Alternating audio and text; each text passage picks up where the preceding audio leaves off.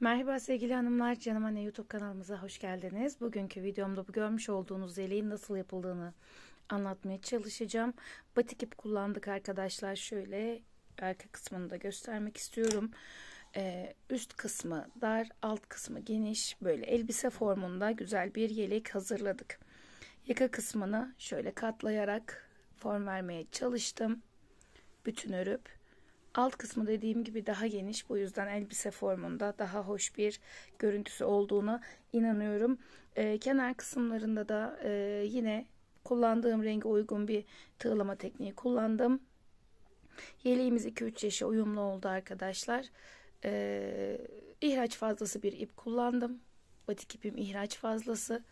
Düğmelerini yine çoğu örgümde yaptığım gibi bu şekilde kullandım.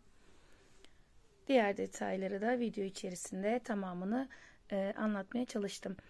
Anlatımımıza geçmeden önce eğer hala kanalımıza abone değilseniz abone olmanızı rica ediyorum. Yayınlanan videolarımızdan haberdar olmak için ise bildirimleri açmayı lütfen unutmayın arkadaşlar.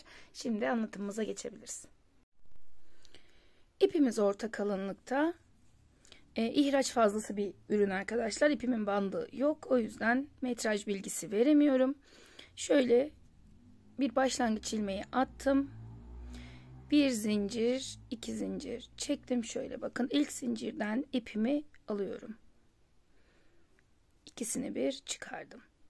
Şimdi buradaki ikinci ilmekten çıkaracağım ilmeğimi. Tekrar ikisini bir çıkarıyorum. İkinci ilmekten alıyorum. Bu şekilde başlangıç zincirini oluşturacağız. Çoğu örgümde hep 2 kat zincirle başladım. Şimdi de bu şekilde deneyelim. Güzel olacağına inanıyorum. Şimdi bu şekilde başlangıç zinciri olarak 50 zincir çekeceğiz. Yani 50 kere aynı işlemi yapacağız. Daha sonrasında da trabzanlarımızı yapmaya başlayacağız. Bu şekilde bir kordon oluşturuyoruz. 50 kez devam edelim. Şu şekilde oldu kordonumuz, bakın. 48 taneydi. Şöyle 49 ve 50. Buradan zincirimi çekiyorum. 2, 3, 4 tane zincir çektim. Şöyle 2 kez sardım. Şimdi şuradan bakın. Normal zincire batar gibi düşünün. Bir buradan, bir buradan. 2 tane telinden alıyorum. 4 kere de çıkarıyorum.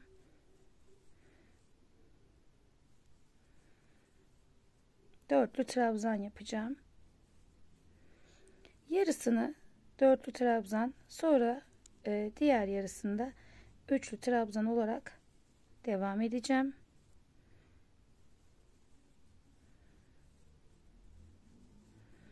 Bu şekilde ilk 25 tane zincirin üzerine dörtlü trabzan yaparak devam edelim. 25 tane dörtlü trabzan yaparak yarısına kadar ördük arkadaşlar trabzanlarımızı. Şimdi üçlü trabzanlarımıza geçelim. Buradan sonrasında da sıra başına kadar üçlü trabzan yapacağız. Ve sırayı bu şekilde tamamlayacağız.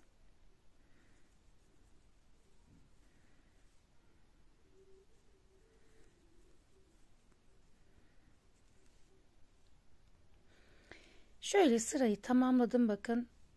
Ek yeri gibi burada belli oldu boy değiştirdiğim kısım. Şimdi 3 zincir çekeceğim. İlk trabzanımı bu şekilde oluşturmuş olacağım. Şöyle çevirdikten sonra her trabzanın üzerine bir trabzan yaparak devam edeceğim. Üçlü ördüğüm trabzanları üçlü, dörtlü ördüğüm trabzanları da dörtlü olacak şekilde birkaç sıra boyunca devam edeceğim örmeye. Burayı biraz hızlı geçelim. Dörtlü kısma geldiğimde yine videomu kapatacağım. Birkaç sıra boyunca aynı şekilde git gel mantığıyla öreceğiz. Sonrasında birlikte devam edeceğiz arkadaşlar.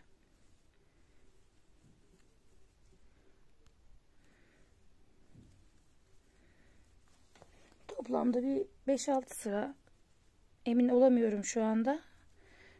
Daha sonra bir detayımız olacak. Şimdi bakın, üçlü ördüğüm kısmın sonuna geldim. Buradan sonrasını dörtlü trabzan yaparak devam edeceğim. Yani örgümüzün bir tarafına nazaran diğer tarafı daha geniş olacak. Bu şekilde diğer yöne kadar ördüğümde tekrar dönüp önce dörtlü trabzan olan kısmı, daha sonra üçlü trabzan olan kısmı örüp bu şekilde bir 3-5 sıra örelim. Ördükten sonra zaten kaç sıra ördüğümü de burada birlikte görmüş olacağız. Bakın, tek tarafı genişliyor. Tek tarafı biraz daha dar olacak. Şimdi ben videomu kapatıp örmeye devam ediyorum. Sonrasında birlikte devam edelim. Epeyce ilerledim, gördüğünüz gibi hemen sayalım. 1, 2, 3, 4, 5, 6, 7 sıra boyunca ördüm ve hep aynı şekilde buradaki 25 tane trabzanı, dörtlü trabzan, buradaki 25 trabzanı da üçlü trabzan olarak ördüm arkadaşlar. Şimdi şöyle bir geçiş yapacağız buradan. 3 tane zincir çektim. Bakın, burası üst kısım olarak kalacak. Şöyle 2 yapalım hatta burayı. İlk zincirden itibaren tekrar bir başlangıç zinciri oluşturacağım. Şuradan başlıyorum. 1, 2, aynen başlangıçta yaptığımız gibi. Şöyle ikinci ilmekten alıyorum. Çıkarıp ikisini bir alıyorum. İkinci ilmekten bir ilmek çıkarıyorum ve ikisini bir çıkarıyorum. Bu şekilde 25 tane oluncaya kadar devam ediyorum.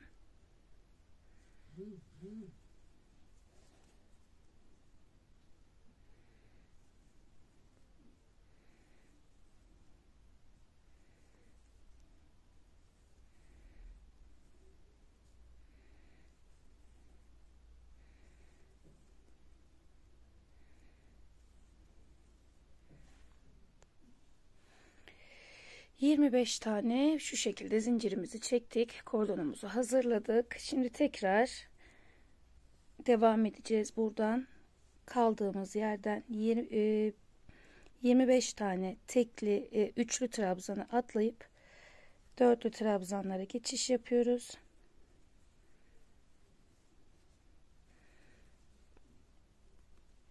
Sıra başına kadar dörtlü trabzanlarımızı öreceğiz. Daha sonra yine aynı noktaya kadar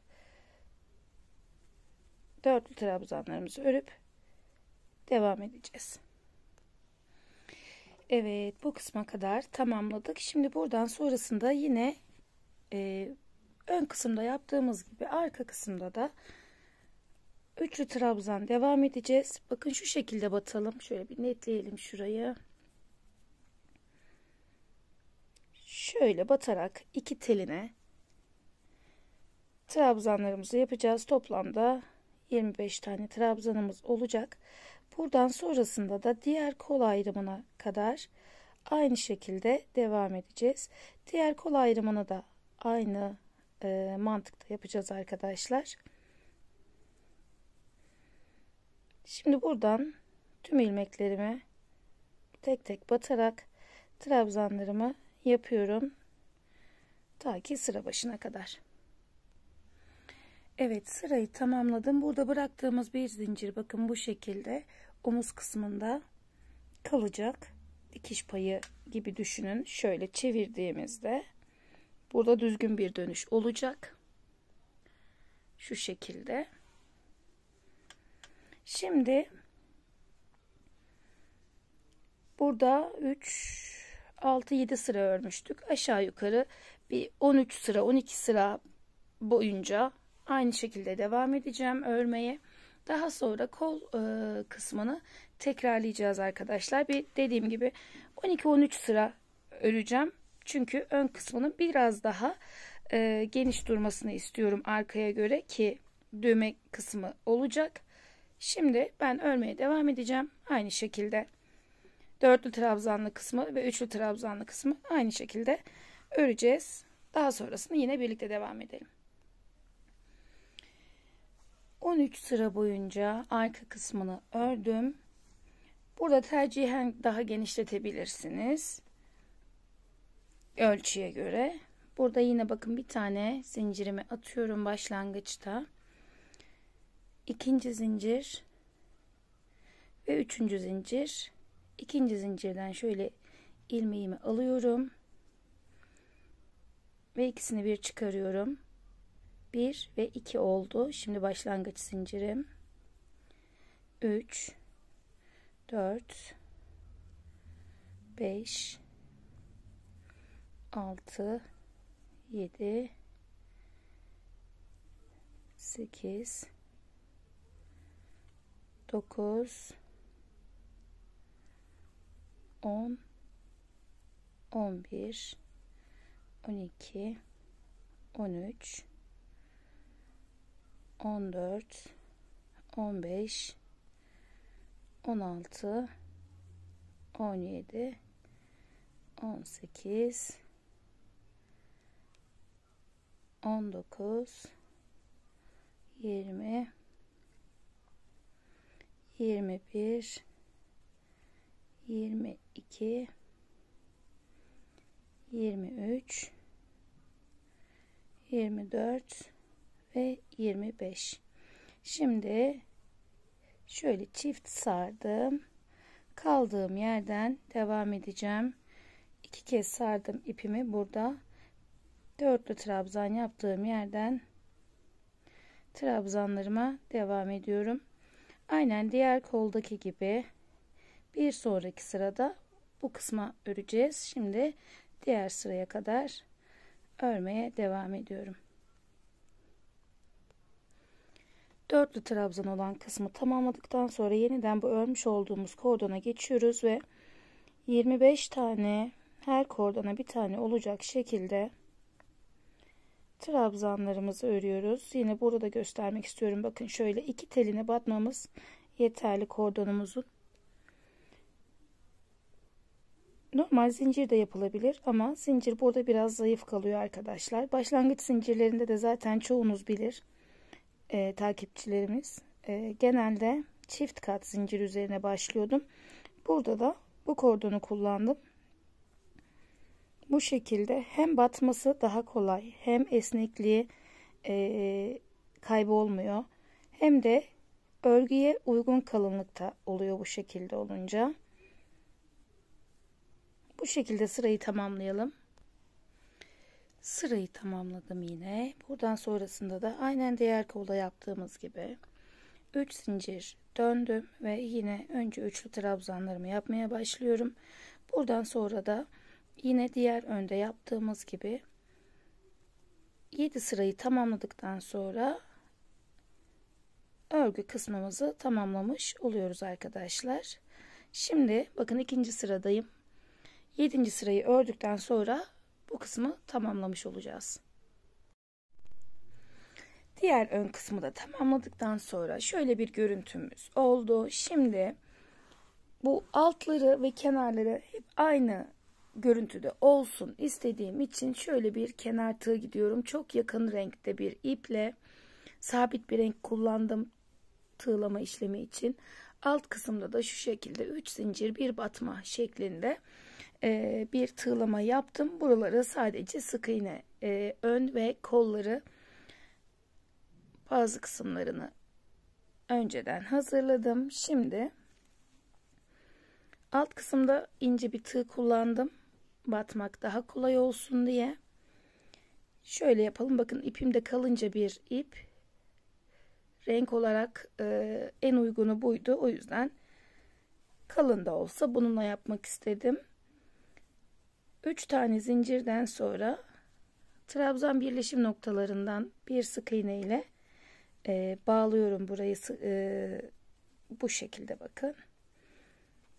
Önce 3 zincir, daha sonra şu şekilde bakın tam birleşim noktasından sık iğne yapıp tamamlıyorum. Şimdi alt kısmı tamamladık burada. Şöyle bir tane sık iğne ile burayı tamamladım. Tığımı değiştiriyorum şimdi. Çünkü diğer önü kalın tığla yaptım. Dönüş için bir tane daha sık iğne yapıyorum aynı noktaya. Buradan sonrasında da diğer önde yaptığım gibi bu şekilde her bir trabzanın üzerine bir tane olacak şekilde sık iğne yapıyorum. Ve tığlama kısmını bu şekilde tamamlayacağız. Kolları da aynı şekilde tamamı sık iğne şeklinde, bakın şöyle tığ kısmı. Burayı da tamamladıktan sonra düğme dikeceğiz. Zaten iliğe ihtiyacımız yok. Bir de omuzlarının dikilme kısmı kaldı. Burayı sık iğnelerle dolduralım. Daha sonra devam edelim. Evet, büyük ölçüde tamamladım arkadaşlar. Tığlama kısmını tamamladıktan sonra bakın şu şekilde burayı bir düğme ile sabitledim. Şimdi aynı şekilde burayı da sabitleyeceğim. Tığlama noktasının bitişi. Düğmeleri şöyle üst kısımda kullandım sadece. Bu üçlü trabzan yaptığım kısımda 2 noktaya yaptım. Burada da hemen şöyle yaka kısmını ayarlayacağım. Burada şöyle bir form kullandım. Bakın şu şekilde de yapılabilir ya da ön daha açık olsun derseniz bu şekilde de yapılabilir. Ben şöyle ortalayıp yapmayı tercih ettim. Şimdi daha düzgün durması için, eşit durması için daha doğrusu, şuradaki düğme kapalı olursa daha iyi bir sonuç alacağız. Şöyle eşitleyip düğmeleri kapatalım. Daha sonra burada da bakın şuranın duruşuyla aynı formda durmasına dikkat edelim. Daha sonra iğnem ipliğim hazırda. Şöyle bir geçiş yapacağım. Orayı sabitleyeceğim. İpimin ucuna düğümümü atıyorum. Bu ipi şöyle iç kısmı alıp şöyle herhangi bir yerinden gelişi güzel ipimi geçirdim. Bu şekilde düğmeyi de dikip bu kısmı tamamlıyoruz ve aynı zamanda yeleğimiz de tamamlanmış oluyor. Burada herhangi bir süsleme de kullanılabilir. Mesela ördüğümüz güzel çiçekli bir motif olabilir. Çiçek motifi. Düğmelerle aynı görüntüde olsun istedim ben. Ama dediğim gibi daha süslü bir yaka isterseniz burayı çiçek motifleriyle de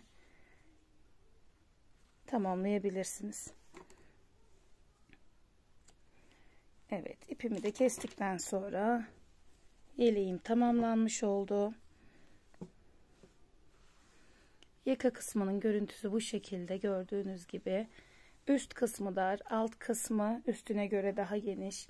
Güzel, tatlı, elbise formunda bir yelek oldu arkadaşlar. Umuyorum ki sizlerin de beğeneceği şık bir model olmuştur. Eğer hala kanalımıza abone değilseniz abone olmanızı rica ediyorum. Yayınlanan videolarımızdan haberdar olmak içinse bildirimleri açmayı lütfen unutmayın arkadaşlar. Daha sonraki videolarımıza tekrar görüşmek üzere. Hoşça kalın, sağlıcakla kalın.